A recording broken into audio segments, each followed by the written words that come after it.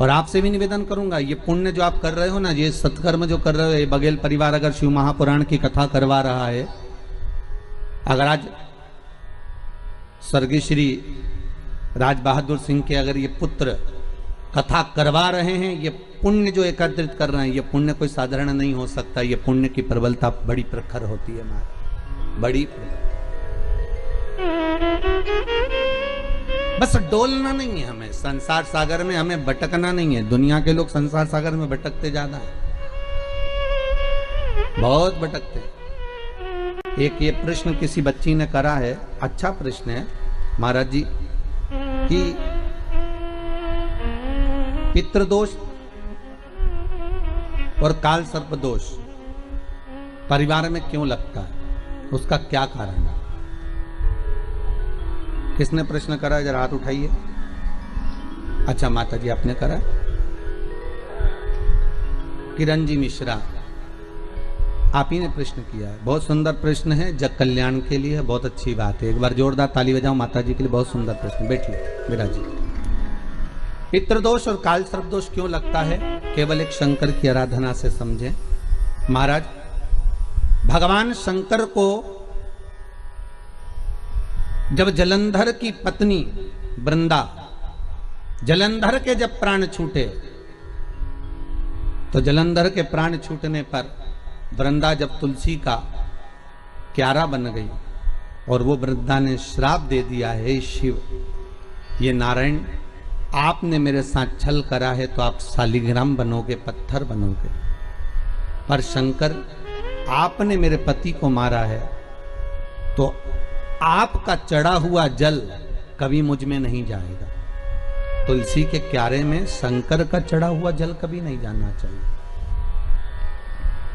आप लोग अगर भगवान को थाली में, आपके घर में भगवान हैं बहुत सारे होते हैं, आप लोगों के सभी लोगों के यहाँ होते हैं बहुत सारे भगवान, ठीक है, गणेश जी भी हैं सब क्या, अरे बोलो तो लड्डू गोपाल भी हैं, फिर देवी देवता भी हैं बहुत सारे, फिर शंकर जी भी हैं, तो सबको एक ही थाली में रख लिया और थाली में रखकर सबने उनको स्नान कराना चालू कर दिया।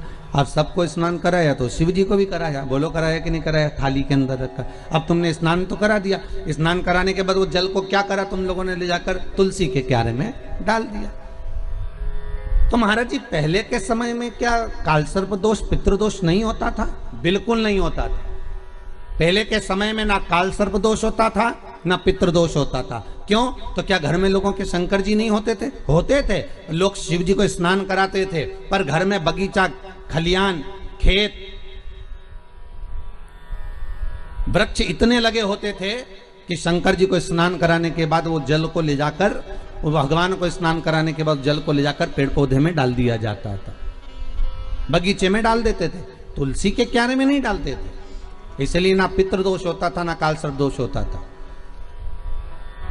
अब दुनिया के लोग भगवान को स्नान करा के ले दे के एक ही पौधा घर में दिखता है, वो तुलसी जी का, बस स्नान कराया और तुलसी जी में ले जाकर डाल दिया। तो तुलसी जी में ले जाकर डाला तो उससे शास्त्र कहता है कि अगर शिव जी का चढ़ा हुआ जल तुलसी के क्यारे में जाएगा तो सर्प के डसने का दोष लग जाएगा, जिसको हिंदू धर्म में काल सर्प दोष कहा गया।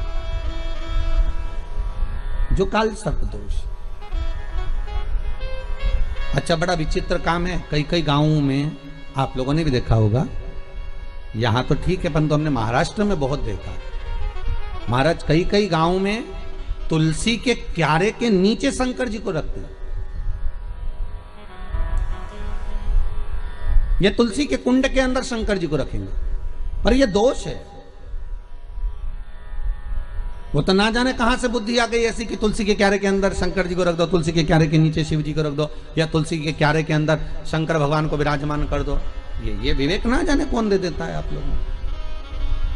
अच्छा दुनिया के लोगों की आदत भी ऐसी है ना, जो अच्छा विवेक मिले ना, अच्छी जगह से कथा मिले, अच्छी चीज मिले तो उसको तो लोग छोड़ देंगे, पर कहीं नाटक मिले, नौटंकी मिले, कोई आपको अलग अलग तरह से ना जाने घुमा फिरा के, ना जाने बुद्धि ऐसी फेर कर गलत चीज बताएगा ना, तो वो समझ में आ जाएगी आप लोगों को। दुनिया की आदत है।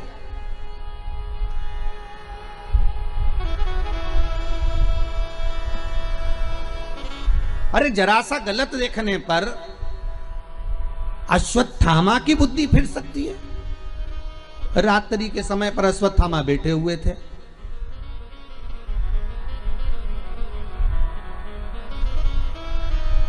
और रात्रि के समय पर अश्वत्थामा बैठे, और बैठे बैठे अश्वत्थामा ने क्या देखा कि एक वृक्ष के कोटर में कौवे के अंडे रखे हुए हैं, कौवे के बच्चे रखे हुए हैं, और एक उल्लू रात्रि के समय पर उड़ता उड़ता आया और वो कौवे के अंडों को उसने, रात के समय कौवा जब सो गया तो उसके अंडों को, उसके बच्चों को मार दिया। किसने? उल्लू ने। अश्वत्थामा ने देख लिया इससे जोरदार कोई काम नहीं हो सकता, अगर ये पांडव जीते, नेत्र खुलने के बाद अगर नहीं मर रहे तो एक काम करता हूं, जैसे उल्लू रात को आया और उसने कौवे के अंडों को मार दिया, कौवे के बच्चों को मार दिया, तो अश्वत्थामा ने भी विचार करा एक काम करता हूं, मैं भी सोते समय पर जाता हूं और मार देता हूं। और अश्वत्थामा ने करा क्या, जब पांडवों के पुत्र सो रहे थे और अश्वत्थामा उनको सोते हुए को मार आया, सोते हुए। बस केवल रात्रि को एक जरा सा एक लीला देखी और उस बुद्धि में, अश्वत्थामा के उस विवेक में वो समाहित हो गया। गलत चीज लोगों की बुद्धि में तुरंत आ जाती है कि हाँ हाँ उसने ऐसा करा, उसने तुलसी जी के क्यारे में शिवलिंग रखा तो अपन भी रख लो, उसने ऐसा करा तो अपन भी ऐसा कर लो, उसने यूं करा तो अपन भी ऐसा कर लीजिए। पर शंकर की कथा करें नहीं भाई, ये थोड़ा वंचिता होना चाहिए महाराज, जो शास्त्र सम्मत हो उसका स्मरण करना चाहिए।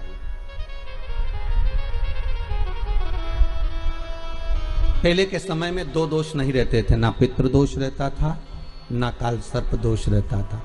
काल सर्प दोष कब आया? जब आप लोगों ने भगवान का चढ़ा हुआ जल, शिव जी का चढ़ा हुआ जल तुलसी में चढ़ाना प्रारंभ करा, तब काल सर्प दोष आया। और पितृदोष पहले नहीं होता था, क्यों? क्योंकि लोग घर के मटके में से, घर के हंडे में से, घर के परिंडे में से लोटा भरकर पानी लेकर जाते थे और शंकर को चढ़ाते थे। घर का जो रसोई घर होता था वो बीच केंद्र में होता था, रसोई घर घर के मध्य में होता था, तो वहां से जब पानी लेकर जाते थे, परिंडा, मटका, हंडा पितरों का स्थान माना गया है। वहां से जब पानी भरते और ले जाकर शंकर जी को चढ़ाते तो पूरे घर में से पानी निकलकर जब शिव को चढ़ने के लिए जाता था तो पूरे घर का वास्तु दोष, पितृदोष समाप्त हो जाता था। अब आज के जमाने में मंदिर कई लोटा उठाकर, मंदिर कई पानी भरकर शंकर जी को चढ़ा देते हैं, तो ना वास्तु दोष समाप्त होता है, ना पितृदोष समाप्त होता है, ना काल सर्प दोष समाप्त होता है। पहले भी कथा में कहा, परसों की कथा में कहा कि लक्ष्मी जी अपने पास का अगर कोई सामग्री शिव जी को चढ़ा देती तो शंकर प्रसन्न हो जाते, पर लक्ष्मी जी ने करा क्या, जल भी लाई तो पार्वती की यहां से लाई। लक्ष्मी जी अगर जल लेकर आ रही है तो पार्वती की यहां से लेकर, आपके पास में जो है आप शंकर को वो समर्पित करो, आपके पास में जो हुआ वो शंकर को दीजिए। और शंकर एक बात और कहते हैं कि मुझे दिखावा कर कर मत दीजिए, जो आपके पास में है, जो अपना है वो दो।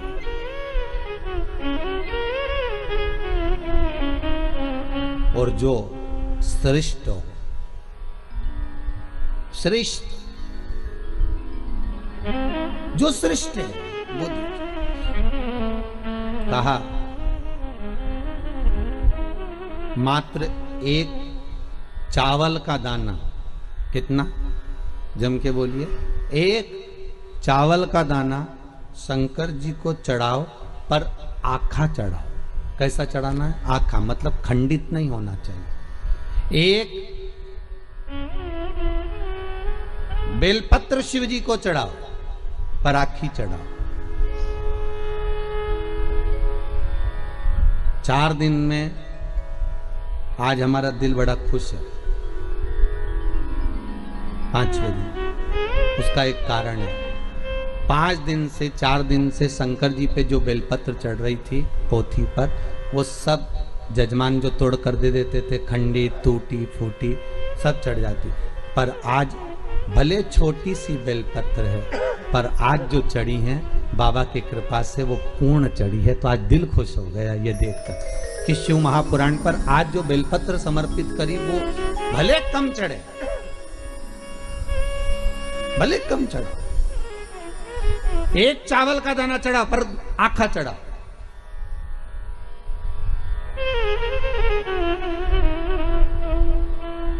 आज हमें बड़ी खुशी मिली है इस व्यासपीठ पर आए, जब बेलपत्री थोड़ी सी हाथ में आई तो देखा कि भले छोटी सी है पर सुंदर कितनी है। आज बाबा इसको अंगीकार करेंगे, स्वीकारेंगे। शिव महापुराण की पोथी नहीं होती महाराज, 7 दिन 9 दिन 5 दिन जितने दिन तक शिव महापुराण जिस जगह पर रखी रहती है, जिस कुल में, जिस परिवार में, जिस भाव में रखी रहती है, वहां पर ये 12 ज्योतिर्लिंग 7 दिन के लिए विराजमान होते हैं। उस पर चढ़ाई गई बेलपत्री का फल 12 ज्योतिर्लिंग पर चढ़ाई गई बेलपत्री के फल के बराबर होता है। 12 बेल ज्योतिर्लिंग के बराबर है महाराज, उसका फल एक आनंदी, बड़ी प्रसन्न। थोड़ा दो भगवान को पर अच्छा। पर दुनिया के लोगों की आदत ये थी, अच्छी चीज होती ना वो अपने लिए रख लेते। बहुत अच्छी साड़ी है तुम्हारे पास में तो बहू को दे दोगी, और अच्छी साड़ी है तो तुम अपनी बेटी को दे दोगी। साड़ी थोड़ी भी गड़बड़ है तो भागवत पे चढ़ा दोगी, इतनी खुश होकर चढ़ाओगी, भागवत महारानी पे चढ़ा दी। अब तुम सोचोगे भागवत जी पे साड़ी चढ़ा दी, और वो साड़ी जो किसी काम की नहीं, वो साड़ी जो किसी के काम की नहीं, जब तुम्हारी बेटी के काम की नहीं, तुम्हारी बहू के काम की नहीं, तुम्हारे काम की नहीं, तो तुमने जो भागवत जी पे चढ़ाई वो महाराज की पत्नी पहनेगी? अरे बोलो तो कहीं नहीं पहने। तुमसे ज्यादा जोरदार महाराज की पत्नी तो कहीं पहने ऐसी साड़ी? किस काम की वो?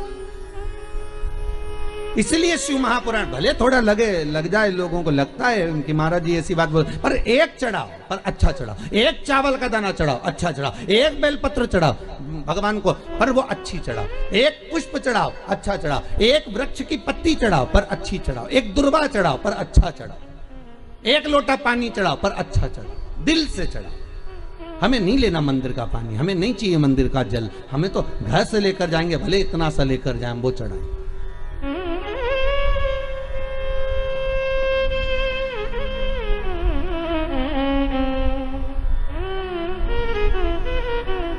गुरु पूर्णिमा पर जब सीहोर लोग आते हैं गुरु पूर्णिमा महोत्सव मनाने के लिए, गुरु दीक्षा के समय पर, तो वो अपने अपने घर से बोतल में भी पानी भर कर लेकर आते महाराज। उनका भाव कितना शुद्ध होता है कि यहाँ हम आए हैं तो बाबा के आनंद लेवे, चरण धोवे से तो हमारी जल होवे, भगवान का स्नान करा में तो हमारा ही जल होवे, ये भाव है।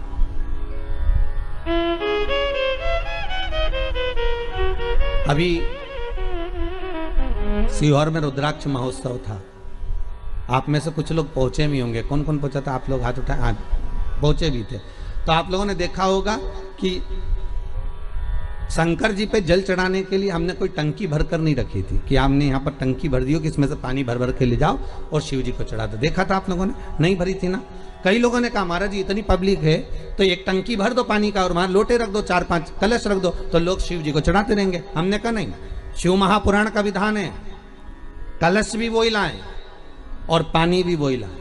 अब उनकी मर्जी, वो कुएं में से खींच के लाएं, बोर में से निकाल के लाएं, टैंकर से लाएं, जहां से उनकी मर्जी पड़े जल वो लेकर आए और चढ़ाएं। क्यों? क्योंकि इतनी दूर आए हैं तो एक लोटा पानी भी चढ़ाएं तो उनकी कामना पूरी हो, उनकी मनोकामना पूर्ण हो। भरने को तो हम जल भर देंगे, हमको क्या करना। जब कुएं में इतना पानी डल रहा था, लोगों के लिए इतना पानी की व्यवस्था करी गई थी, तो आपके लिए एक टंकी पानी भरने में क्या जाता। पर नहीं, आप स्वतः लेकर आएंगे, आप स्वयं लेकर आएंगे और उस जल को आप स्वयं समर्पित करेंगे तो उसका आनंद ही दूसरा हो,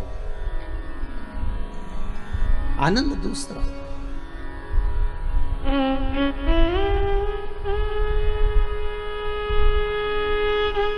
गंगा जली खोली है कभी किसी ने? किसी के यहाँ गंगा जली खुली है? अरे बोलो तो सही।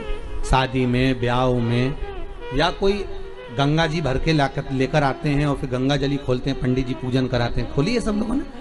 तो गंगा जली खोलते हैं तो उस गंगा जली के खोलते समय गंगा जी का सुहाग चढ़ाते हैं। बोलो चढ़ाते कि नहीं चढ़ाते? साड़ी चढ़ाएंगे, बिछुड़ी चढ़ाएंगे, चूड़ी चढ़ाएंगे, सब चढ़ाएंगे, फिर लोटा भी भरेंगे, फिर कलश पूजन भी होगी, फिर गंगा जी को लेके भी आएंगे, फिर मैया आती भी है, शरीरों में लोग हिलते भी हैं, सब कुछ होता है। फिर वहां पर गंगा जी की अगर वस्त्र चढ़ाया, गंगा जी का सुहाग चढ़ाया, गंगा जी की पूजन करी, तो साथ में एक की पूजन और होती है, वो भागीरथ जी की होती है। बोलो होती कि नहीं होती? फिर भागीरथ के कपड़े चढ़ते, धोती चढ़ेगी, गमछा चढ़ेगा, कुर्ता का कपड़ा चढ़ेगा, जनेऊ चढ़ेगी, भागीरथ जी के कपड़े भी चढ़ेंगे कि भागीरथ जी के कपड़े चढ़ाए। क्यों चढ़ाते हैं? उसका कारण क्या है? क्योंकि गंगा को लेकर आने वाले श्री भागीरथ जी महाराज,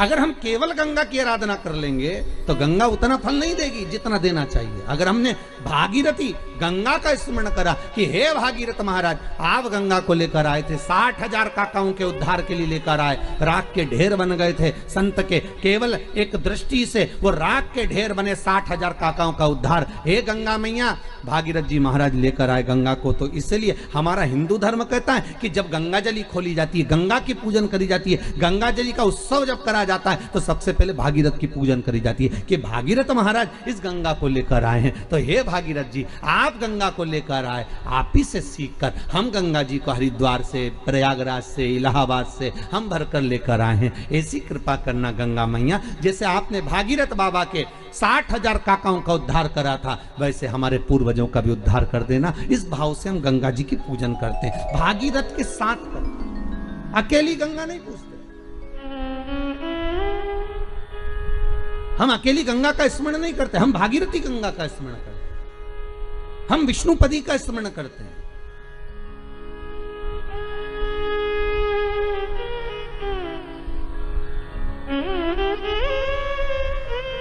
तू अकेली ना रहे, सर्व जगत के सुख के लिए तू आनंद देने वाली मां है, प्रकट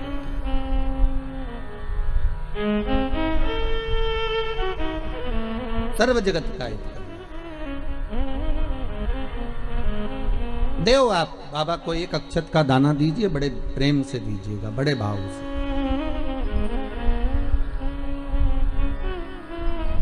एक साधे सब सधे, सब साधे विसरा। आप अगर शिव जी का भजन कर रहे हो तो शंकर की भक्ति में ऐसे डूब जाओ, ऐसे डूब जाओ कि फिर शिव के सिवा कोई सुहाए नहीं। शंकर की भक्ति में ऐसे डूब जाओ, हर एक में शंकर दिखे। कृष्ण की भक्ति में ऐसे डूब जाओ कि हर एक में कृष्ण नजर आए। राम की भक्ति में ऐसे डूब जाओ कि सब जगह राम नजर आए। पर जितना एक जगह पर आप जाते रहोगे, वहां से आपको जो प्राप्त होगा वो सुख का आनंद ही कर देगा। सुख आनंद। जिनके यहाँ पितृदोष होता है, काल सर्प दोष होता है, वास्तु दोष होता है, उनको ज्यादा कुछ नहीं करना होना। महाराज एक बेल का फल लीजिए। क्या लेना है? बेल का फल, बेलपत्री का जो फल होता है उसको ले लो। उसके अंदर का जो गुर्दा होता है, अंदर का जो भाग होता है, उसको निकाल लीजिए और उस बेल के फल में आटा सेक कर उसमें शक्कर मिलाकर उसको उसके अंदर भर लीजिए। अमावस्या के दिन सुबह 10 बजे से पहले उस बेल फल में, जिसमें तुमने पंजेरी भरी है, आटा सेक कर भरा है शक्कर के साथ में, उसको अपने घर में घुमाने के बाद में जिसको काल सर्प दोष बताया है, पितृदोष बताया है या वास्तु दोष का स्मरण बताया है, घर में सब दूर घुमाकर अपने परिवार का हाथ का स्पर्श कराकर पीपल के पेड़ के नीचे खड्डा खोदकर उस बेलपत्र के उस फल को दाब दीजिए। उस फल को उसमें दबा दीजिए। महाराज केवल एक अमावस्या करना रहता है, पितरों के दोष से मुक्ति मिलती है और हमारे घर के कार्य सफल होना प्रारंभ हो जाते हैं। कार्य की सफलता होती है, कार्य में सफलता प्राप्त होने लगती है। हम तो कई बार कहते हैं महाराज जी, अगर ऐसा लगे किसी औषधि को आप ले रहे हैं, मालूम पड़े कि औषधि आपको लग नहीं रही है, शिव महापुराण की कथा करेंगे, मान लो औषधि आपको नहीं लग रही, आपने औषधि बहुत दिनों से ले रहे हो, कोई दवाई, मान लो आप किसी भी दवाई को ग्रहण कर रहे हैं और वो औषधि लगी नहीं रही है, वो शरीर को लगी नहीं पा रही और आप ठीक ही नहीं हो पा रहे, 15 दिन हो गए, 8 दिन हो गए, बताओ, उतना की उतना ही कैटरीना है, उतना ही उतना अपना भरा हुआ, वही की वही लीवर, वही की वही किडनी, वही की वही स्मरण, सभी कुछ वही वही है, उतने की उतना ही। बीपी भी ऊंचा नीचा चल रहा है पर लेवल में नहीं आ रहा, शुगर भी लेवल में नहीं आ रही, तो प्रयास करा करो महाराज, बेलपत्री के फल का जो गुर्दा है, अंदर का जो भाग है फल का, उसको पानी में गला लीजिए और प्रदोष की प्रदोष, कम से कम प्रदोष नहीं हो और बीमारी जरा दवाई लगी नहीं रही हो तो बिना प्रदोष के भी कर सकते हो, उसको पानी में गलाइए। आधा घंटा पानी में, जैसे आपको सुबह मंदिर जाना है 10 बजे, तो सुबह स्नान कर कर कम से कम 6:30-7 बजे उसको पानी में गला दीजिए और उस बेले के फल का गुर्दा सा गला हुआ पानी शिव जी को ले जाकर समर्पित कर दीजिए। महाराज उस पानी में से थोड़ा सा 1 चम्मच पानी शिव जी पे चढ़ा हुआ लेकर आ जाइए। उस पानी को जो बीमार व्यक्ति है उसको औषधि देने से पहले मात्र आधी चम्मच से भी आधा चम्मच उसको दे दीजिए।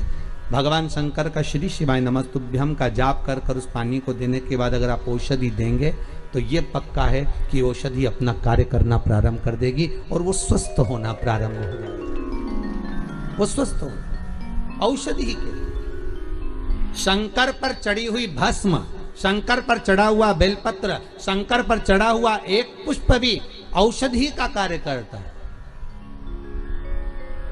शिव महामृत्युंजय। अरे मार्कंडू जी के पुत्र मार्कंडे जो शंकर की आराधना में डूबे हुए थे, जिनकी उम्र कम थी, जिनकी आयु मात्र 12 वर्ष की थी और प्राण छूटना थे, और वो मार्कंडू जी के पुत्र मार्कंडे जी भगवत स्मरण में ऐसे डूब गए कि उनके मुख से महामृत्युंजय मंत्र का उद्घोष हो गया।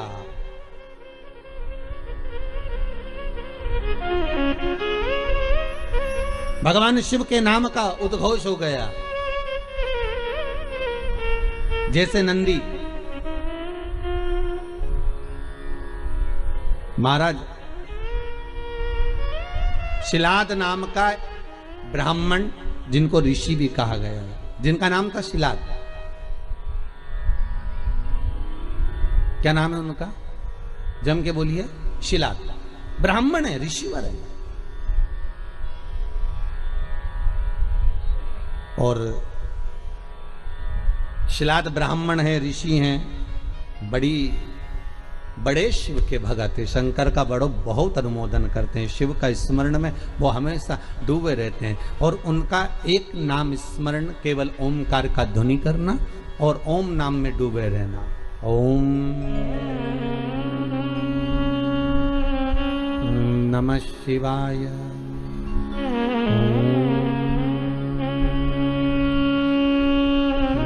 नमः शिवाय, ओम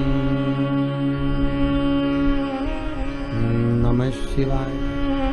भगवान शिव की भक्ति में डूबे रहते। अब उनकी धर्मपत्नी से संतान नहीं, औलाद नहीं है, बड़े दुखी है, बड़े दुखी। अच्छा, संतान नहीं हो, किसी नारी की गोद अगर, स्त्री की गोद अगर खाली रह जाए तो भी दुख होता है उसको कि मेरे घर में औलाद नहीं, संतान नहीं। हम कई बार कहे, आज फिर कहते हैं, ये टेस्ट भी बाद में कराना, सारी जांचें बाद में कराना। एक बार शंकर का भजन कर कर देखना। पिछले वर्ष कथा में तुमरुका जी की जो कथा कही थी, यूट्यूब पर डली हुई, अगर आप लोगों ने नहीं सुनी हो तो उसको निकालना यूट्यूब पर। श्री तुमरुका शिव महापुराण की कथा हमने कही थी, तुमरुका जी का व्याख्यान, उसमें वर्णन किया था। सब जगह से अगर हार जाओ और सारे रिपोर्ट आपकी आपने सब दूर दिखा ली, तो एक बार शंकर पर भरोसा कर कर तुमरुका जी का नाम लेकर सफेद आंकड़े की जड़ को शिव जी पे से रजस्वला धर्म के 7वें दिन 21 बार घुमा लो। नाम गोत्र बोलकर कमर में लाल धागे में बांध लो। पीपल के पत्ते शिव जी को चढ़ाओ, उठाकर लाओ। उस एक पत्ते को रात्रि को गाय के दूध में उकालो और उस दूध को दोनों पति पत्नी पियो। साथ रहिए, समय आएगा, बाबा चाहेगा तो 3 या 4 महीने में गर्भ ठहर ही जाएगा। सारे डॉक्टर को दिखा लिया अपनी जगह, टेस्ट भी करवा लिया अपनी जगह, पर एक बार प्रयोग, और वो विश्वास रखकर करना पड़ेगा। शंकर पर जो भी कार्य कर रहे हो आप, जो उपाय कर रहे हो आप, शिव का स्मरण कर, भगवान पर अगर विश्वास रखोगे, भरोसो दृढ़ इन चरणन कहो, श्री वल्लभ नक चंद्र छटा बिन सब जगह माही अंधेरो। अगर भरोसा है तो शंकर है, और भरोसा नहीं तो शिव कहां से। विश्वास लेकर अगर आए हो तो काम तो होगा। ये लोग काशी से आए हुए हैं, विश्वास लेकर ही तो आए होंगे। कि हम जाएंगे शंकर की कथा में तो बाबा कृपा जरूर करेगा। कई लोग यहाँ पर बैठे हुए हैं जो विश्वास लेकर आए हुए हैं, दूर दूर से आए हुए हैं, केवल विश्वास लेकर कि भगवान कृपा करेगा किसी ना किसी रूप में। मुझे विश्वास है कि बाबा मेरी सुनेगा। और फिर कहता हूं, कथा में अगर आपने मन लगा लिया, भले टीवी चैनल के माध्यम से श्रवण कर रहे हो, भले मोबाइल के माध्यम से श्रवण कर रहे हो, भले पंडाल में सुन रहे हो, बाबा से अगर दिल से आपने अगर कह दिया तो 3 महीना बहुत होता है सब कामना पूरी होने के लिए। मेरा बाबा आपको कुछ ना कुछ दे ही देता है, बस आपकी रुचि के अनुसार सुख प्रदान कर ही देता है। आप उस पर विश्वास, भरोसा, भटकना नहीं है हमको, मार्ग से विचलित नहीं होना।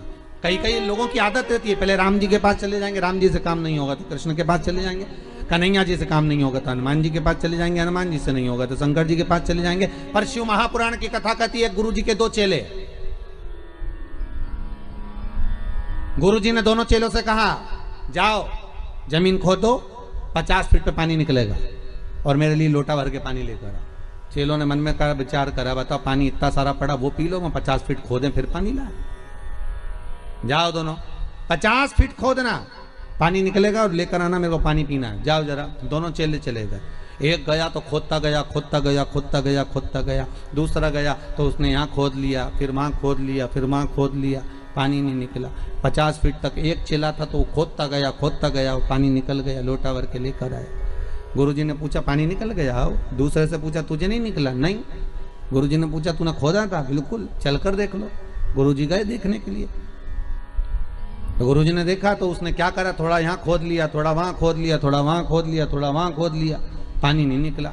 और एक चेले से पूछा, तूने कैसे निकाला? तो कहते, एक ही खड्डे को मैं खोदता गया, खोदता गया, खोदता गया तो पानी निकल गया।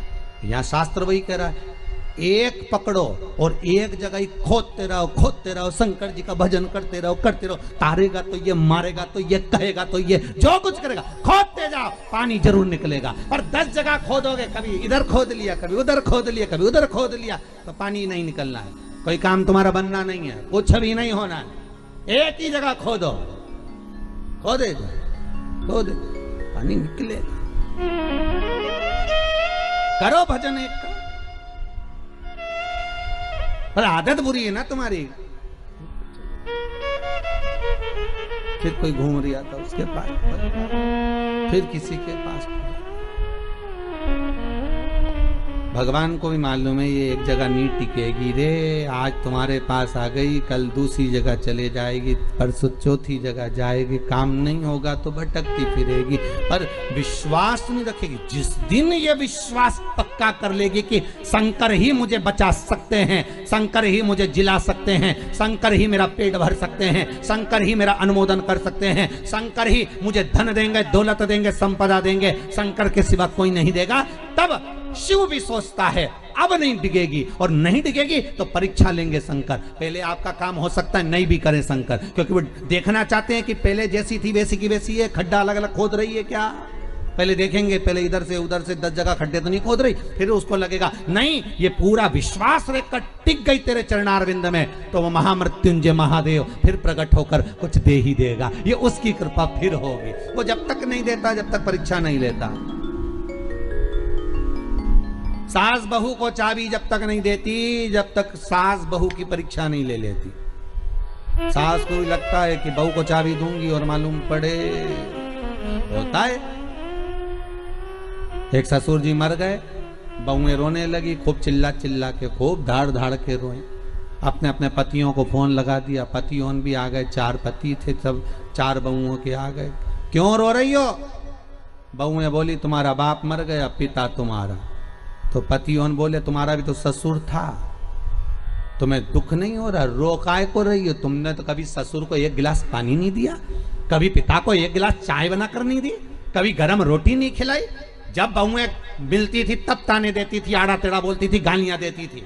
और आज पिता मर गया तो रो रही हो? किस लिए रो रही हो तुम? तुम्हें रोने का कोई हक नहीं है। इतने में 4 बहुएं बोली अपने पतियों से, तुम्हारे बाप मर गए उसके लिए थोड़ी ना रो रहे हैं, तुम्हारा पिताजी मर गया उसके लिए थोड़ी ना रो रहे हैं। तो बहुओं से पतियों ने पूछा, फिर काय को रो रही हो? तिजोरी की चाबी ना जाने का धर गए इसलिए रो रही है। पतियों ने भी माथा ठोका, काय की जगदम्बा होना। पत्नियां बोली सुनो तुम्हारे पिताजी को जगाओ और चाबी पूछो कहाँ रखी तिजोरी की। पतियों बोले इनको मरा आधा घंटा हो गया और तुमके चाबी पूछो, सीधी तरीके से जवा लो नहीं तो तुमको नहीं सुला दे। बेचारा पतियों को भय लगा कि इनका क्या, ये तो लोभ लालची व्यक्ति तो कुछ भी कर सकता। इनके मन में दुख हुआ। इन्होंने कहा ऐसा कोई होता है कि मरा हुआ व्यक्ति जाग जाए? हम नहीं जानते, हमें चाबी चाहिए तो चाबी चाहिए, आप पूछो कहाँ रखी है। डॉक्टर साहब को बुलाया, डॉक्टर साहब बताओ हमारे पिताजी को थोड़ी सी देर के लिए जगा दो, बस जग जाएं और उसके बाद में चाबी बता के भले मर जाएं, ऐसी कुछ कृपा कर दो। डॉक्टर साहब बोले 80,000 का एक इंजेक्शन लगेगा, हम लगाएंगे, पिताजी जाग के बैठेंगे, उतनी देर में पूछ लेना चाबी कहाँ रखी है, बताएंगे, फिर वो मर जाएंगे, ठीक है? पर जल्दी पूछना, इतना टाइम तक जिंदा नहीं देंगे हो। लगाओ 80,000 लाओ। अब बउओं ने सोचा चाबी तो निकालना है, तो बउओं ने करीब अपनी अपनी रकम बेची है। बताओ, बुढ़ा बीमार था तो 1 रुपए की नहीं बेची, और चाबी के चक्कर में सब 20-20 हजार में रकम बेची है। 20-20 हजार में रकम बेच गई, 80,000 रुपए लेके डॉक्टर के सामने दिया। डॉक्टर सामने का सामने खड़ी हो जाओ, और सामने खड़ी होकर जैसे ही जागे पूछ लेना चाबी कहाँ रखी है। और जैसे ही डॉक्टर सामने इंजेक्शन लगाया, न बुढ़ा उठ के बैठा, न डोकरा जैसे उठ के बैठा, इतने में बउवन बोलती उससे पहले बुढ़ा बोल दिया, क्यों रे, या पाड़ा के पानी पिलाया कि नहीं पिलाया, और मर गया।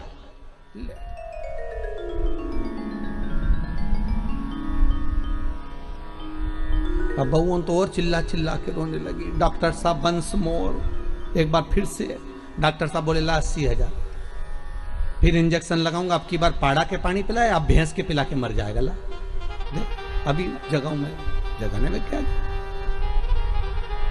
ये दुनिया है साहब, धन की मीत है, कोई किसी का नहीं संसार में, केवल धन ही मीत है। परसों की कथा में कहा था मरने के बाद सब कुछ फेंक देंगे पर अंगूठी चेन नहीं फेंकेंगे, सब रख लो।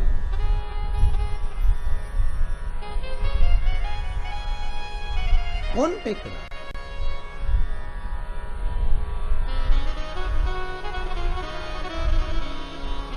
एक साधो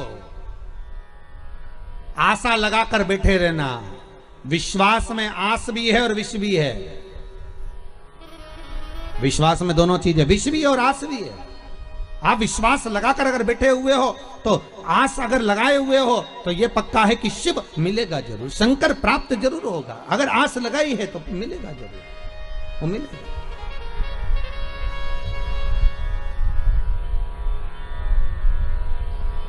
परमात्मा से अगर मन चित्त वृत्ति रमाए हुए हो तो प्राप्ति जरूर हो।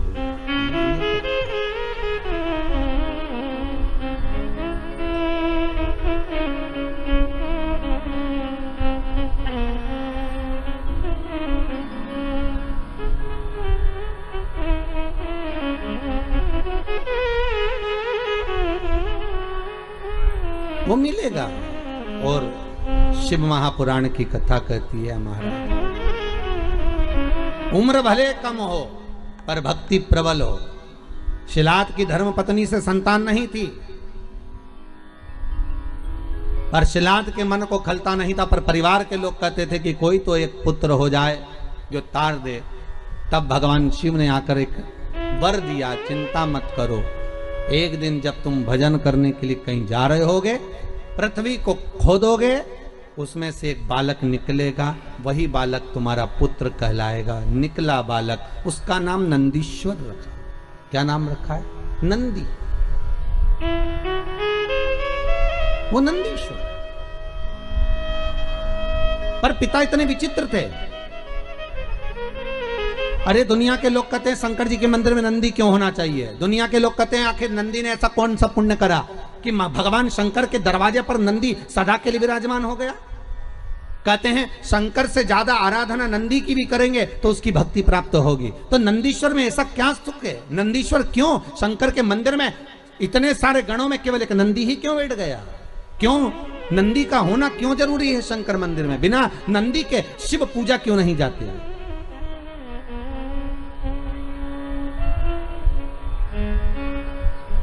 बिना नंदी के शंकर क्यों नहीं पूजाते? उसका कारण केवल इतना है कि पिता ने जब देख लिया 4 साल का बेटा नंदी, उसका भरण पोषण करा, जो जमीन में से प्रकट हुआ था, जो पृथ्वी में से निकला था, उसका पालन पोषण शिलाद ने कर लिया। और शिलाद ने करने के बाद एक दिन शिलाद के यहां पर देवता आ गए, एक मित्र एक वरुण। दो देव पधारे।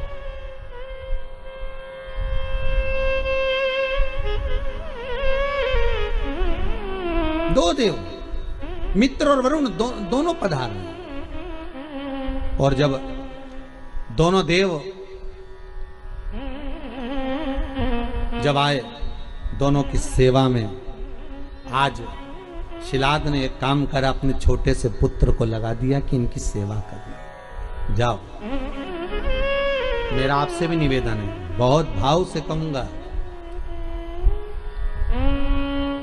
आपके घर में कभी साधु आए, सन्यासी आए, तपस्वी आए, संत आए, साधक आए, उपासक आए, तो मेरा निवेदन रहेगा कि आपके घर के पुत्रों को, किसको? आपके घर के पुत्रों को, आपके घर के पोतों को, आपके घर के बच्चों को सबसे पहले सेवा में लगाइए और कहिए कि जाओ जरा सेवा करिए।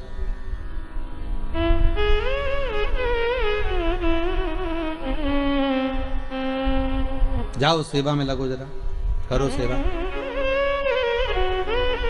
करिए।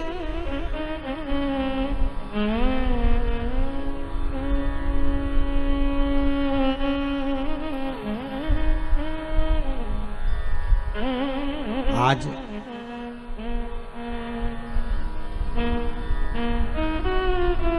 यदि ये जजमान परिवार कथा करा रहे हैं तो इनके बच्चे भी तो देख रहे हैं ना कि हमारे चाचा, हमारे पिताजी, हमारे काका, हमारी काकी, हमारे ताऊ, हमारी दादी सब शिव महापुराण की कथा का पूजन कर रहे हैं, अर्चना कर रहे हैं, भक्ति कर रहे हैं, तो उनके मन में भी तो सेवा का भाव जागेगा।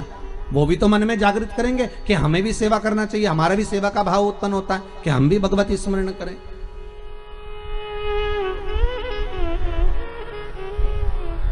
जाओ करो, जरा नमन करो, प्रणाम करो, दंडवत करो, साष्टांग करो, सेवा का भाव जुड़े।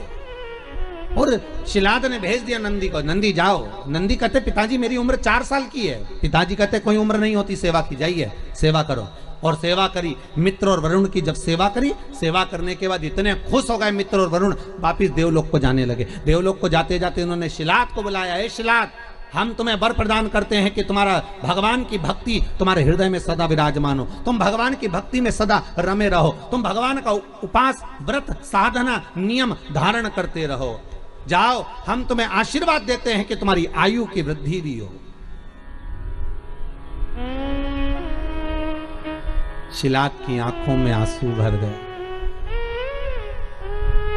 सेवा किसने करी? जम के बोलिए, नंदी ने।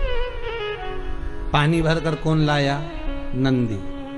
पोछा किसने लगाया? नंदी।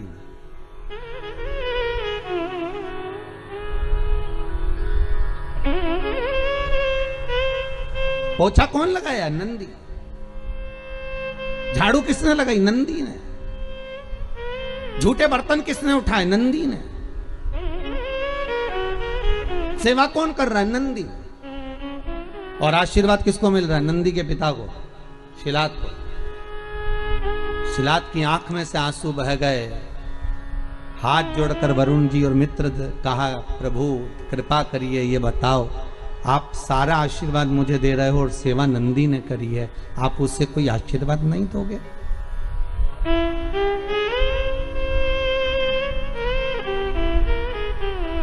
आप हमें कोई आशीर्वाद नहीं दोगे?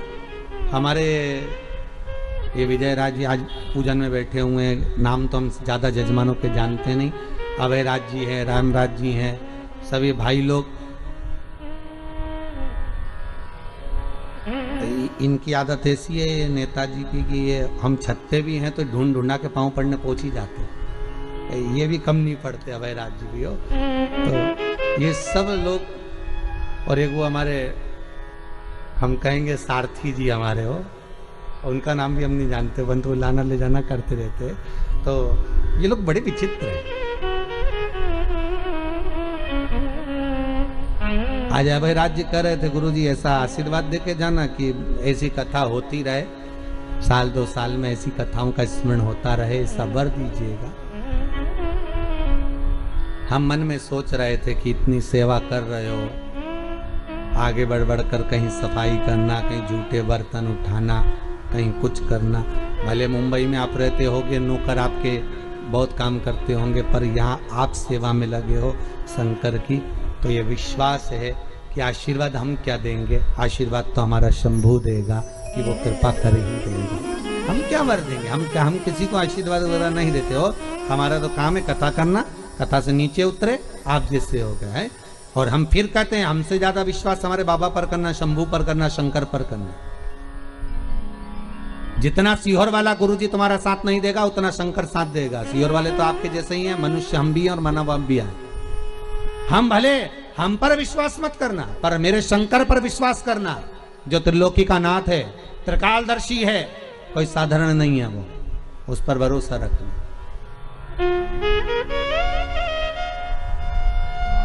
हम क्या दे, वरुण और मित्र आशीर्वाद दे रहे हैं तो शिलात को दे रहे हैं, और शिलात की आंखों से आंसू बह रहा है कि आशीर्वाद मिलना था मेरे पुत्र नंदी को और आशीर्वाद मिल रहा है शिलात को। शिलात कर रहे हैं मुझे वर मत दीजिए, अगर आशीर्वाद देना है तो नंदी को दीजिए। तो वरुण चुप हो गए, और वरुण जैसे चुप हुए तो शिलात को लगा कि बात क्या है, आखिर ये आशीर्वाद क्यों नहीं दे रहे, कारण क्या हो गया कि आशीर्वाद नहीं मिल रहा है, और पुत्र को नहीं मिल रहा, हमको तो मिल रहा पर बेटे को क्यों नहीं दे रहे, आखिर कारण क्या है। नंदी को कहा शिलाद ने, जाओ बेटा बाहर। नंदी जैसे बाहर गए, और बाहर जाते से ही उसी समय पर शिलाद ने वरुण के चरण पकड़कर कहा, ये बताओ कि आपने जिसने सेवा करी उसको आशीर्वाद क्यों नहीं दिया। तो मुख से निकल गया, हमने आशीर्वाद इसलिए नहीं दिया क्योंकि इस नंदी की उम्र कम है, हम इसको आयुष्मान होने का आशीर्वाद कैसे दे सकते हैं। नंदी की आयु कम है। शिलाद ने कहा इसका कोई उपाय। वरुण तो कह दिया कि नंदी की उम्र कम है, पर वरुण के साथ जो मित्र आया था उसने कह दिया उसका एक उपाय है, अगर तुम्हारा पुत्र नंदी शंकर की आराधना में लग जाए, शिव की उपासना में लग जाए, शंकर को रिझाने में लग जाए, दुनिया में एक ही है जो उम्र बढ़ा सकता है। कौन भाई? उम्र बढ़ाने का आशीर्वाद भी वही दे सकता है जिसकी उम्र का ठिकाना नहीं हो। सही है कि गलत है?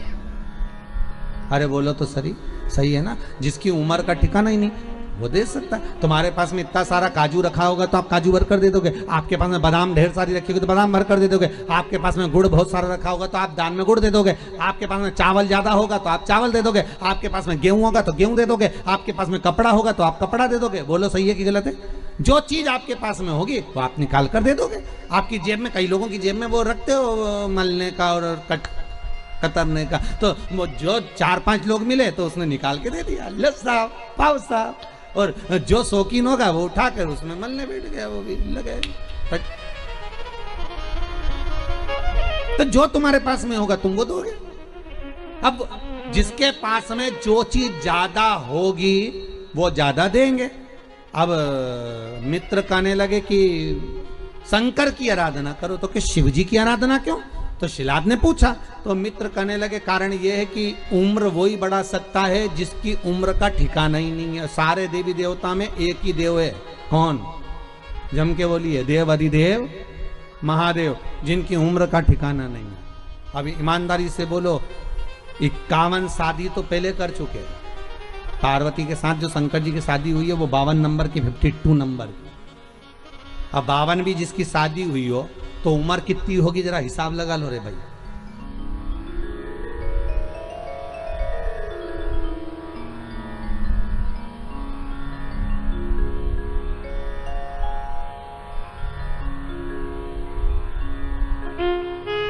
जैसे लाइट आई आप लोगों ने हाथ जोड़कर क्या मांगा? हमारी भी इतनी करा देना कि नहीं?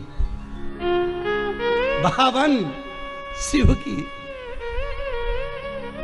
जब पार्वती जी के साथ में बावर हो रही थी शिव जी की, तो माता पार्वती जी की मां मीनावती ने समझाया था कि शिव तो ठहरे कैलाशी, हरि घोरा पछताओगी, और बूढ़े जोगी के संग में तुम कैसे रह पाओगी। ये बूढ़े जोगी, तो पार्वती जी बोली मैया एक बात बताओ, आपने कहा शंकर बूढ़े तो इनकी उम्र बता दो, और आपके यहाँ भी मैं निवेदन करूंगा पूरे पांडे तारा में कोई ऐसा हो जो शंकर जी की उम्र बता दे तो जरूर बता देना भैया। किसी को मालूम हो कि शंकर की उम्र कितनी थी? है शंकर की उम्र कितनी है? किसी को नहीं मालूम। तलातल रसातल, अरे भगवान विष्णु भगवान ब्रह्मा के ही कई अवतार हो गए, पर शंकर वही की वही रह गए।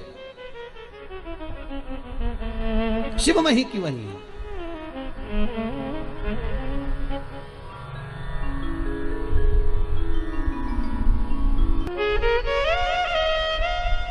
नंदी शिव की आराधना में लग गए।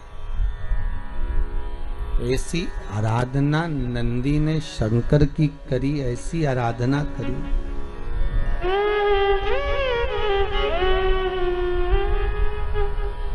शिव प्रसन्न हो गए, मांग ले तुझे क्या चाहिए।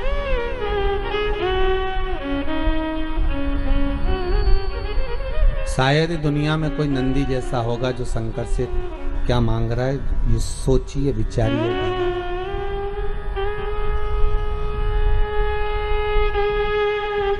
आप क्या मांग सकते हैं शंकर से? धन दौलत संपदा सत्ता वैभव, यही मांगेंगे। और यदि कुछ और भी मांगा तो यही मांगेंगे कि सुंदर काया हो मेरी, सुंदर काया। एक पहले भी आपको कहा, जिसको चर्म का रोग हो जाता है, चमड़ी अगर कहीं सफेद पड़ जाए या कोई स्थान पर सफेद सफेद से चिट्टे पड़ जाएं, उसके लिए कहा है पूर्णिमा के दिन जब गाय अपने बछड़े को दूध पिला रही हो, बछड़े के मुख में जो फेन आ जाता है, वो फेन थोड़ा रिटर्न बढ़ाए, फेन चम्मच में ले लीजिए और उस फेन को पूर्णिमा की रात्रि को 12 बजे शरीर पर लगा लें, जहां जहां सफेद दाग हो या चट्टे हो।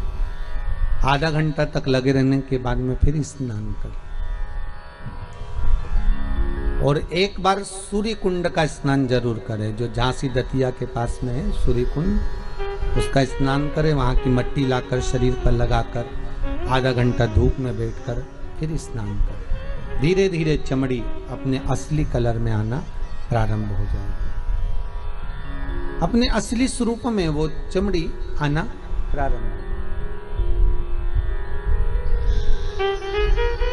सूर्य कुंड का स्नान। शिव महापुराण की कथा कह रही है कि नंदी ने कोई धन नहीं मांगा, नंदी ने यह भी नहीं कहा कि आप हमारी उम्र बढ़ा दो। शंकर सामने थे नंदी के और नंदी से कह रहे हैं कि मांग ले तुझे क्या चाहिए, तू बोले मैं तुझे वो दे देता हूं। तो नंदी उम्र नहीं मांग रहे। अगर आपको लगता कि हमारी उम्र कम है तो भगवान से कहते कि हमारी उम्र बढ़ा दीजिए। आपको लगता कि हमारी उम्र कम है तो आप कहते कि भगवान हमारी उम्र बढ़ा दीजिए, हमारी उम्र थोड़ी बड़ी कर दीजिए, हमारी उम्र अच्छी कर दीजिए। पर उम्र नहीं मांगते।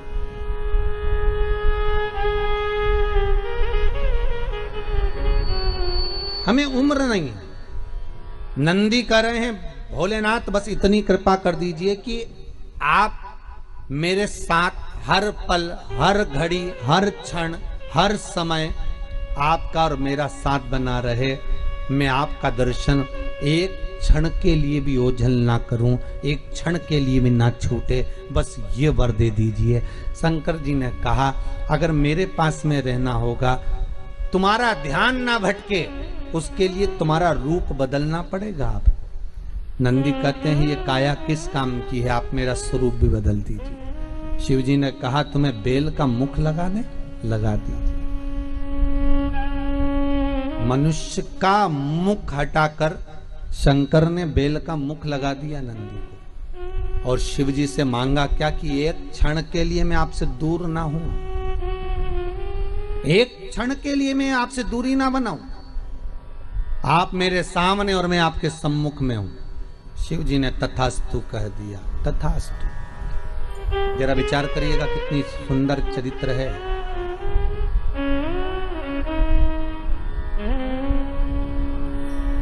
राम जी के राज्य तिलक के समय पर सबको सेवा दी गई थी। राम जी की सबको सेवा दी गई। राम राज्य के समय पर सेवा सबको दी गई।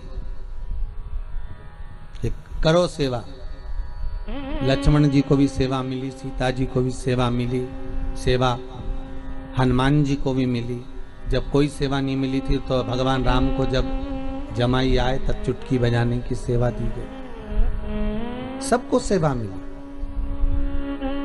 सबने मांगा। राम जी से भी सबने कहा कि हमको ये दो, हमको ऐसा प्रदान करो, हमको वैसा प्रदान करिए। पर जैसा नंदी ने मांगा, जैसा नंदी मांग रहे हैं वैसा शायद किसी ने नहीं मांगा होगा कि हर घड़ी, हर पल, हर क्षण, हर श्वास में मैं आपके सम्मुख में हूं, मैं आपके सामने हूं। हर पली, हर पल, हर घड़ी में, हर क्षण में।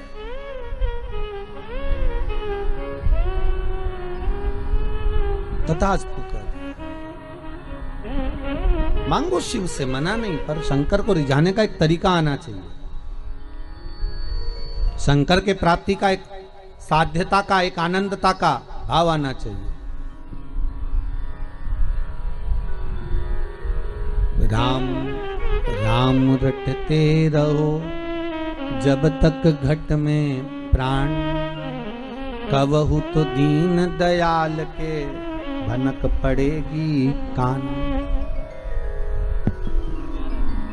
जपते रहो, भगवत स्मरण करते रहो, नाम जाप, नाम स्मरण, नाम संकीर्तन करते रहो, और आपकी चित्तवृत्ति में जब नाम स्मरण का सुख अपने आप समाहित हो जाएगा,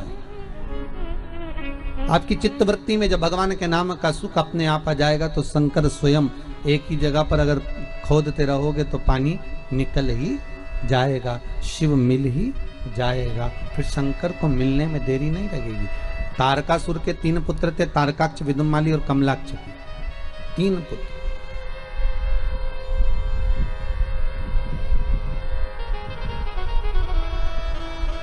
और ये तीनों तारकाक्ष, विदुमाली, कमलाक्ष की, ये तीनों पिताजी के जाने के बाद इनके मन में ऐसा भाव आ गया कि अब हमारे पिता नहीं,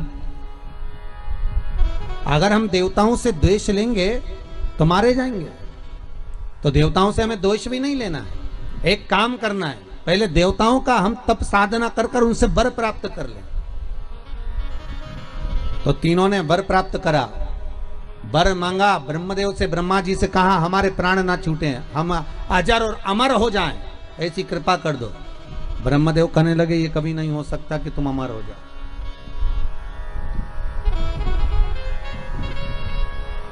ये बड़ा कठिन है कि तुम अमर हो जाओ, ये बहुत कठिन है। मरना तो पड़ेगा महाराज, मृत्यु निश्चित है और प्राण तो छूटेंगे। आपको पहले भी कहा, बादाम खाओगे तो भी मरोगे, नी खाओगे तो भी मरोगे, रोटी खाओगे तो भी मरोगे, नी खाओगे तो भी मरोगे, कथा सुनोगे, अरे जम के तो बोलो, तो भी मरोगे, नी सुनोगे तो भी मरोगे। ठीक है, ब्यूटी पार्लर जाओगे तो भी मरोगे, नी जाओगे तो भी मरोगे। सीधी बात है, जो है वो है। फिर कई लोग कहते हैं महाराज जी आप कह रहे हो कथा सुनोगे तो भी मरोगे, कथा नहीं सुनोगे तो भी मरोगे, तो फिर कथा सुनने से फायदा क्या है? हमारा कहना केवल इतना सा है, बिल्ली अपने बच्चे को अपने मुंह से पकड़कर साथ घर लेकर जाती है, बच्चा मरता है क्या बिल्ली का? नहीं। बिल्ली अपने मुख से चूहे को पकड़ती है, चूहा बचता है क्या? नहीं। उसी तरह अगर तुमने कथा सुन ली, भगवान का भजन कर लिया, नाम जाप कर लिया, नाम स्मरण कर लिया, नाम संकीर्तन कर लिया, शिव की आराधना कर ली, तो बिल्ली जैसे काल के मुंह में जाओगे तो सही, पर बिल्ली के बच्चे जैसे बचकर बाहर निकल जाओगे। और अगर भजन नहीं करा तो मरोगे तो, पर चूहे जैसे लहूलुहान हो जाओगे। कथा का बस यही फल है, स्मरण का केवल यही फल है।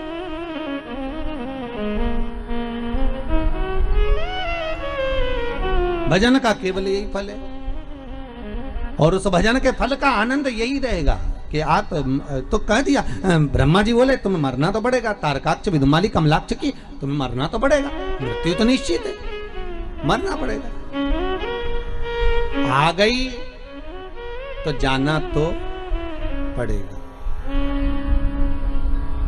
बस इतना है घबराना नहीं, डरना नहीं,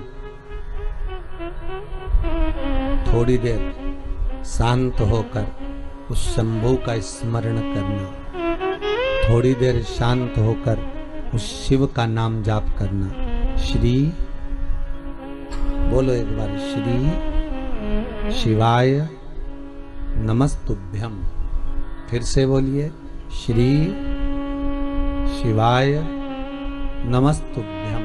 एक बार जब लगे कि आज थोड़ा सा दिल विचलित है तो थोड़ा थोड़ा जाना तो है, मरना निश्चित है, आज नहीं तो कल।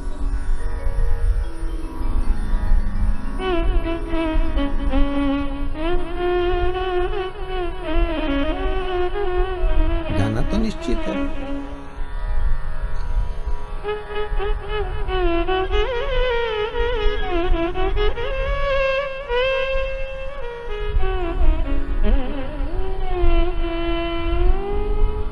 एक निश्चितता है मृत्यु की। बस भजन करते हुए, कीर्तन करते हुए, नाम स्मरण करते हुए जाएं तो एक आनंद की अनुभूति होगी, आनंद की अनुभूति। शिव कथा कर रही है, शंकर का अनुमोदन कर रहा है, शिव महापुराण की कथा वर्णन कर रही है। हे तारकाक्ष, हे कमलाक्ष की, मरना है।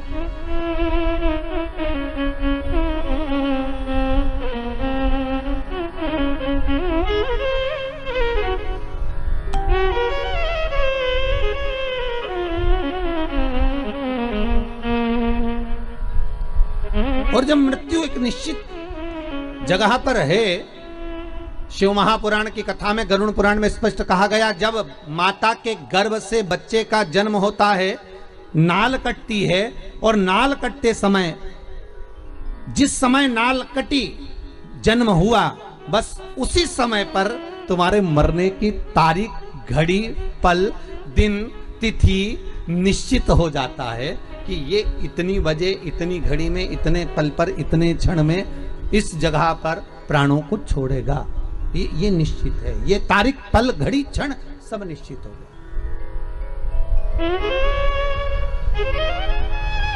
निश्चितता बन कि अब इसको जाना है, और उसकी निश्चितता, वो घड़ी, वो पल, वो क्षण निश्चित है, उसका आएगा। राजा परीक्षित के लिए कांच का महल बनवा दिया गया था। भागवत जी में आता है, कांच का महल जन्मेजय ने बनवाया कि परीक्षित को मरने नहीं देंगे। भूख लगी, अनार का रस गिलास में भर कर जा रहा था, अनार भी नहीं भेजे कि अनार में अगर तक्षक नाग चले गया तो नहीं भेजे, अनार का रस भेजा, कपड़े से छान छान कर भेजा। पर नाग भी नाग था, मृत्यु मृत्यु थी। गिलास की पेंदी के नीचे तक्षक नाग चिपक कर चले गया था, गिलास की पेंदी के नीचे चिपक कर चले गए और मृत्यु आ गई।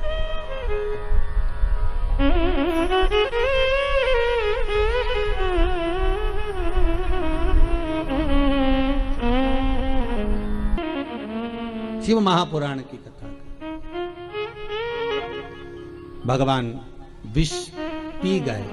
मेरी जगतजननी जगदम्बा को लगा कि मेरा पति विष पी रहा है। आद्य शक्ति जगदम्बा कंठ में पहुंच गई। मां कालरात्रि, मां कुष्मांडा, मां ब्रह्मचारिणी, मां स्कंदा, मां कात्यायनी, मां सिद्धात्री, मां ब्रह्मचारिणी भगवान के कंठ में पहुंच गई और माता ने उस हलाहल विष को अपने भगवान शिव के गले में ही रख दिया, नीचे नहीं उतरने दिया। ये धर्म पत्नी होती है। पति को अगर दुख आया है तो हथेली पर उस दुख को झेल लेती है, ये धर्म पत्नी होती है। धर्म पत्नी का पथ है कि पति के ऊपर काल भी आ जाए, सावित्री बनकर जैसे पति को काल से भी निकाल कर ले आई, ऐसी धर्म पत्नी होती है जो काल में भी, दुख में भी, तकलीफ में भी, कष्ट में भी खड़ी रहती है। मां ने हाथ में विष को झेल लिया, अमृत निकला, औषधि निकली, माणिक मोती निकला, रतन आभूषण निकले, सारे बांटे। बाद में अमृत निकला, अमृत लेकर देवता आए और देवता उस अमृत को लेकर जैसे ही आए, सारे देवता आपस में मिलकर अमृत को पी गए। पार्वती जी को यह बात बड़ी बुरी लगी कि विष निकला तो सबने लाकर तुमको दे दिया, अमृत निकला तो बताने तक नहीं आए कि अमृत निकला। ये दुनिया की रीति है, जब दुख आता है ना तो भगवान के सामने जाकर रोते हैं, भगवान इतना दुख हो गया, उनने ऐसा कर दिया, उनने वैसा कर दिया। और जब सुख मिलता है ना तो कोई भगवान के सामने जाकर नहीं कहता भगवान 5 लाख मिल गए, भगवान 4 लाख का फायदा हुआ, भगवान 3 लाख मिले, भगवान 50,000 का फायदा मिला, भगवान ऐसी कृपा हो गई कि मेरे को 25,000 मिल गए। कोई नहीं जाकर भगवान को कहता कि इतने मिल गए। भगवान से बस ये कहता भगवान बहुत अच्छा हुआ, मेरा एक काम हो गया। पर भगवान से ये नहीं कहा कि इतना फायदा हो गया, इतनी कृपा तूने कर दी, इतनी दया तूने करी है। ये दया कम नहीं है।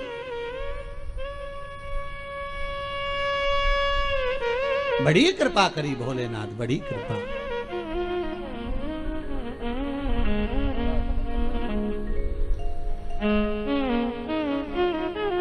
बड़ी दया है।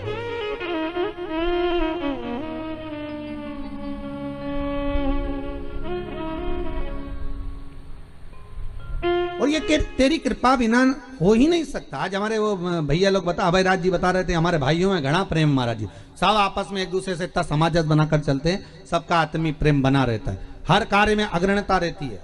हमारे एक बड़े भैया पूजन में यज्ञ में बैठे हुए हैं, एक दिन रोज प्रतिदिन शिव महापुराण का पूजन भी चल रहा है। ऐसा हमारे परिवार में ऐसा समाजस बना हुआ है। ये एक आनंद है, इसी को प्रेम कहते हैं, इसी को आनंद कहते हैं, इसी को करुणता कहते हैं, इसी को वात्सल्यता, इसी को प्रेम कहते हैं। महाराज विष निकला, शिव जी के पास आ गया, अमृत निकला तो कोई बताने नहीं आया, और अमृत पी भी लिया देवताओं ने। और अमृत पीने के बाद देवताओं को आ गया अहंकार, और इतना अभिमान देवताओं में आ गया, इतना अभिमान आ गया। होता है जब धन आ जाता है, संपदा आ जाती है, सत्ता आ जाती है, वैभव आ जाता है, थोड़ा धन प्राप्त हो जाता है, थोड़ा ज्ञान प्राप्त हो जाता है, थोड़े दुनिया के लोग विद्वान हो जाते हैं, कुछ ज्यादा पढ़ भी लेते हैं तो विद्वत्ता आ जाती है। पर ज्ञान तो आ जाएगा, अमृत तो मिल जाएगा, पर नम्रता कहां से लाओगे? कथा में पहले भी कहा, बच्चों को कार मत दिलाओ, संस्कार दिलाओ। कार दिलाओगे बच्चे बेचकर खा जाएंगे, संस्कार दिलाओगे तो बच्चे कारों की लाइन लगा देंगे। संस्कार अगर हैं तो कार भी शोभा देती है, कार भी शोभा देती है।